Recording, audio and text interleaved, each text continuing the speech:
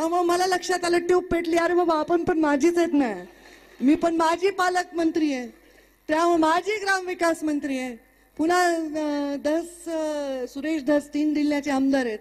आता 3 जिल्ह्याचे आमदार असं त्यांची स्टाईल, त्यांची बॉलिंग वेगळीच असते. पुन्हा आता ते आणि आजबे काका, चांगलं आहे ना तुमचं, ते आणि आजबे काका दोघंही सत्ताधारीत, आपण माझी धोंडे साहेब.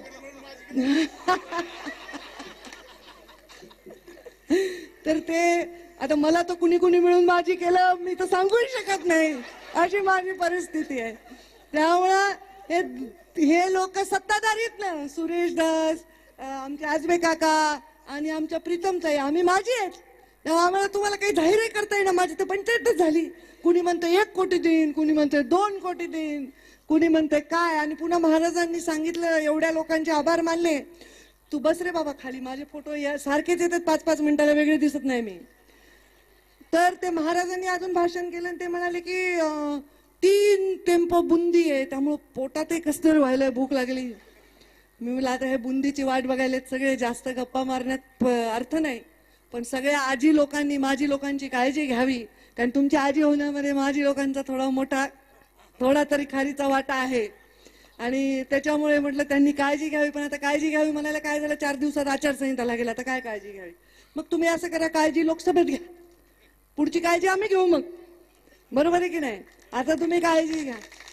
आता लोकसभेची निवडणूक लागली, आता हे निवडणुकीचं मंच नाही, तेव्हा मला काही तुम्हाला जाहीर करायला माझ्याकडे काही नाही. बघा, मी अशी माणूस आहे की माझ्यावर जर रेड पडली तर 11 कोटी जमा केले वाघांनी माझ्या सगळ्या मिळून. किती आशीर्वाद आहेत माझ्यावर शास्त्री महाराज, एवढे आशीर्वाद की उद्या माझी आई एअरपोर्टवर नेत होती संभाजीनगरच्या, तर त्या पोराने तिची बॅग उचलली, तिने त्याला आपला 200 रुपये दिले. तर ते म्हणला नको नको, आता आम्हालाच तुम्हाला द्यायचंय. म्हणजे ही भावना लोकांच्या मनात आहे. आपल्याला, आपल्या नेत्याला काही पीडा असेल, काही वेदना असेल, काही अडचणी असेल, तर ते लिहून भाषण करून सांगायची गरज नाही. डायरेक्ट हृदयाचं हृदयाशी नातं आहे.